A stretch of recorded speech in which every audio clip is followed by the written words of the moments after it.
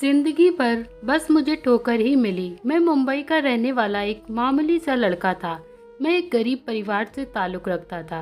मेरी उम्र 13 साल थी जब मैंने अपना घर छोड़ दिया था। मैंने अपने घर इस वजह से छोड़ा था क्योंकि उस घर में मुझे इंसान नहीं समझा जाता था, बल्कि मेरे साथ जानवरों के जैसे बिहेवियर किया जाता था।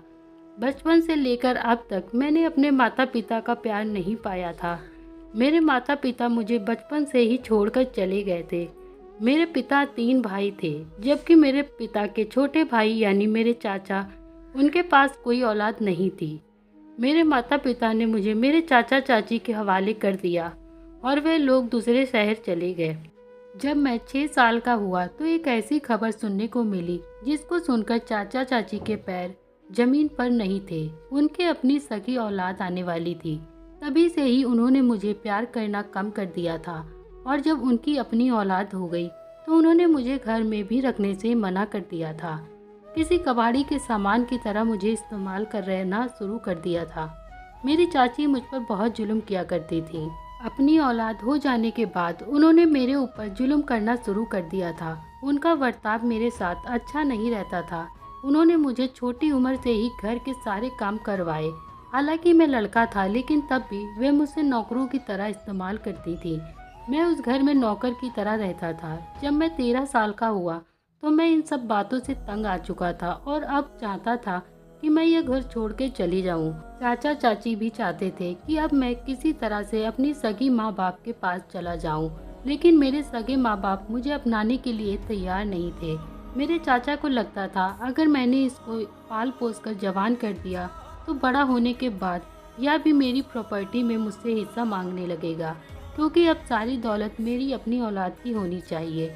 इसीलिए उन्होंने भी मुझ पर रहम नहीं खाया और वह भी चाहते थे कि मैं घर से निकल कर कहीं दूर चला जाऊं। अब उनके घर में मेरे लिए कोई जगह नहीं बची थी। इसीलिए एक दिन मैंने ठान लिया कि मैं यह घर छोड़कर चला जाऊंगा। मैं पढ़ा लिखा भी नहीं था। दूसरे बच्चों को स्कूल जाता हुआ देखता तो मेरा भी दिल चाहता था कि काश मैं भी स्कूल जा सकता और पढ़ लिख कर कामयाब बन सकता, लेकिन मेरी किस्मत में ऐसा कुछ भी नहीं था। मेरे चाचा जी चाची के कहने में आकर मुझ पर हाथ उठा दिया करते थे। उस घर में मेरे साथ बहुत जुल्म होते थे और एक दिन मैं घर से भाग गया और स्टेशन पर ट्रेन में बैठ गया। मुझे नहीं पता था मेरी जिंदगी में अब क्या होने वाला था। वे मुझे एक आदमी मिला। वो मुझसे बोले, तुम्हारे साथ कौन है, तुम कहाँ जा रहे हो? मैंने उनको अपनी कहानी बताई, कैसे मैं अपने घर से भाग आया हूँ। उन्होंने मुझसे कहा, मुझे एक नौकर की ज़रूरत है, क्या तुम मेरे साथ मेरे घर में काम करना पसंद करोगे? मैंने फ़ौरन ही हाँ कर दिया, क्योंकि मेरे पास और कोई न सहारा था और ना ही कोई और नौकरी थी। मैं उनके घर में आ गया। वहाँ उनकी 4 बेटियाँ थीं। उन्होंने मुझे सबसे मिलवाया और मुझे एक कमरा दिया, रहने को और खाना खाने को दिया। सुबह होते ही मैं अपने काम में लग गया। मुझे यह बहुत आराम थी। मेरी ज़िंदगी अच्छी गुजर रही थी और मेरी उम्र 14 साल हो गई थी। एक रात जब मैं अपने रूम में सो रहा था, तभी मुझे अपने कमरे के दरवाजे पर हल्की हल्की सी दस्तक महसूस हुई। मैं आंखें मलते हुए उठा। मुझे बहुत तेज नींद आ रही थी। जैसे ही मैंने दरवाज़ा खोला तो सामने का मंजर देखकर हैरान हो गया था। ज्योति बेबी खड़ी हुई थी। रात के इस टाइम इतना तैयार होकर पता नहीं वह कहाँ जा रही थी। मैं उन्हें बड़ी अजीब नज़रों से देखने लगा, लेकिन फिर उनकी बातचीत से और चेहरे से लग रहा था कि वे कहीं जा नहीं रही, बल्कि मेरे कमरे में ही आ रही हैं। मैंने उन्हें रोककर पूछा, ज्योति बेबी, आप रात को इस टाइम मेरे कमरे में क्यों आ रही हो? तो वे मुझसे कहने लगी, तुम्हारे कमरे में एक काम है, इसीलिए तुम इस कमरे से चले जाओ। इतना कहकर उन्होंने दरवाज़ा झट से खोला और मेरे कमरे में दाखिल हो गई। मजबूरन मुझे अपने कमरे से निकलना पड़ा। वे मुझसे कहने लगी, इस बात की फिक्र मत करो, नीचे हॉल में मैंने सोफे पर तुम्हारे लिए ब्लैंकेट रखा हुआ है, तुम जाओ और ओढ़ कर सो जाना। सुबह के 4 बजे तुम्हें जगा दूंगी, फिर तुम वापस अपने कमरे में आकर सो जाना। मैं अपनी आंखें मलता हुआ हॉल में आकर बैठ गया। मैंने देखा कि सोफे पर ब्लैंकेट पड़ा हुआ था। उन्होंने पहले ही मेरे सोने का बंदोबस्त कर दिया था। मैं तो वैसे भी दुबला पतला सा था। आराम से सोफे पर आ गया और ब्लैंकेट ओढ़कर सो गया। तब मुझे ठंडी भी महसूस नहीं हो रही थी। तब मुझे गहरी नींद आ गई और मुझे कुछ पता ही नहीं चला। जब मैं सुबह मेरी आंखें खुली तो सुबह के 4 नहीं बल्कि सुबह के 8 बज रहे थे। मैंने आंखें खोलकर देखा तो मेरे सामने साहब खड़े हुए थे। मुझसे कहने लगे, तू यहाँ क्यों सो रहा है? अपने कमरे में ही सोया कर। माना कि तुम अभी छोटे हो, लेकिन तुम्हारी आदत इस तरह नहीं होनी चाहिए कि मेरी बेटियों को कोई तकलीफ हो। तुम अपने कमरे में जाओ और शाम आने के बाद अपने कमरे से बाहर मत निकलना। सारे काम शाम होने से पहले ही निपटा दिया करो। साहब की बात सुनकर मैं घबरा गया था। ज्योति बेबी वाली बात मेरे दिमाग से निकल गई थी। मैं शर्मिंदा महसूस करता हुआ वापस अपने कमरे में आ गया। सुबह का काम शुरू होने में अभी 1 घंटा बाकी था, मगर जैसे ही मैं अपने कमरे में आया मैंने देखा मेरे कमरे में खाने पीने की चीज़ों के रैपर पड़े हुए थे। लगता था मेरे कमरे में कोई पार्टी की गई हो। मगर फिर मेरी नज़र नीचे कांच की चूड़ियों पे पड़ी। ज्योति बेबी यहाँ खाने पीने आई थी या फिर कुछ और करने आई थी? इतना ज़्यादा सजावट मेरे कमरे की करने की क्या ज़रूरत थी? मैं हैरान होकर इधर उधर देखने लगा। फिर एक लड़की के चीखने चिल्लाने की आवाज़ आने लगी। आवाज़ सुनकर जैसे ही मैं कमरे से बाहर गया तो मैंने देखा कि आवाज़ ज्योति बेबी के कमरे से आ रही थी। ज्योति बेबी के दर्द से चिल्लाने की आवाज़ सुनकर जैसे ही मैं उनके कमरे में गया तो चिल्लाने की आवाज़ बंद हो गई। साहब जो पहले अपनी बेटी पर चिल्ला रहे थे और उनकी बेटी उन पर, दोनों ही चुप हो गए थे। और साहब मुझसे कहने लगे, मैंने तुम्हें यहाँ बुलाया तो नहीं, तो फिर तुम यहाँ क्या करने आए हो? साहब कुछ गुस्से में लग रहे थे और मुझे खूंखार नज़रों से देख रहे थे। मजबूरन मैं कमरे से बाहर आ गया। बाहर आते ही दोबारा से चीखना चिल्लाना शुरू हो गया।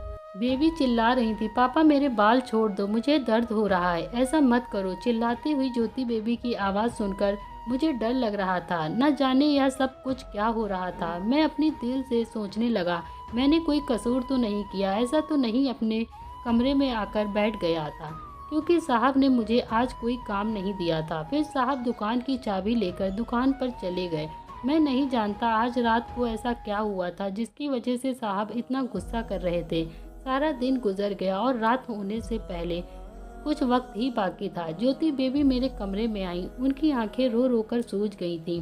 वह मुझसे कहने लगी, सुनो अंकित, मुझे तुमसे एक बात करनी है। मैं उठकर खड़ा हो गया और उनसे पूछा कि क्या हुआ, बताइए। मेरी बात सुनकर वे बैठ गईं और मेरे सामने रोने लगी। उन्होंने रोते हुए मुझसे बताया, मैं तुम्हें क्या बताऊं अंकित, मेरे पिता हमें इंसान नहीं बल्कि जानवर जैसे रखते हैं। उनका कहना है कि पढ़ाई लिखाई करो और अपना नाम बनाओ। तो पहले से ही बहुत बड़े लालची इंसान है। वे अपनी बेटियों की कमाई खाना चाहते हैं। वे चाहते हैं कि मैं नौकरी करूं और अपनी कमाई लाकर अपने पिता के हाथ पर रख दूं। लेकिन अब जबकि मेरी उम्र काफ़ी हो गई है, इसीलिए मैं शादी करना चाहती हूँ। शादी करना मेरा हक है। मैं एक लड़के से बहुत प्यार करती हूँ, उसी से शादी करना चाहती हूँ।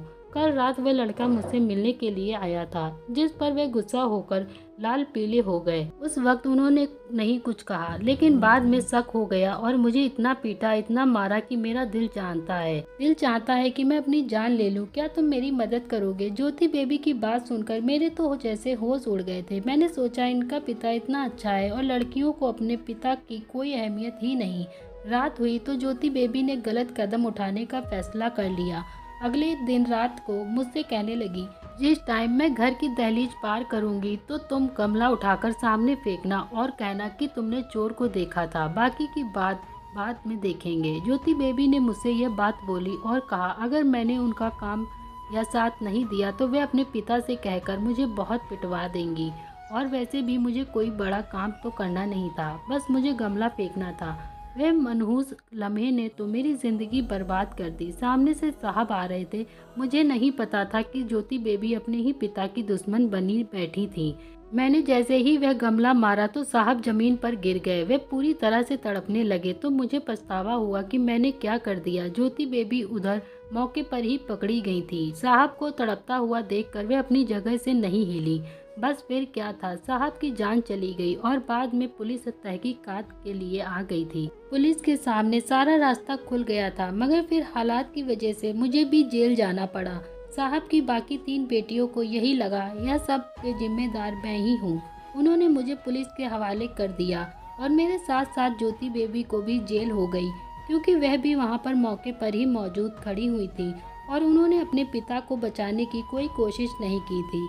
मैंने बिना कोई जुल्म के जेल की सजा काटी। इसी तरह हम कई बार दूसरों की बातों में आकर अपनी जिंदगी के कुछ गलत फैसले ले लेते हैं, जिससे हमारी पूरी जिंदगी खराब हो सकती है। आपके सामने कितनी भी बड़ी ही क्यों ना मजबूरी हो, मगर आपको बिना कुछ जाने समझे किसी की बात मानकर कुछ भी नहीं करना है। दोस्तों, मैं उम्मीद करती हूँ आपको यह सीख पसंद आई होगी, मेरी कहानी पसंद आई होगी। अगर पसंद आए तो चैनल को लाइक शेयर सब्सक्राइब करके अपना ढेर सारा प्यार और सपोर्ट जरूर दें। Thank you.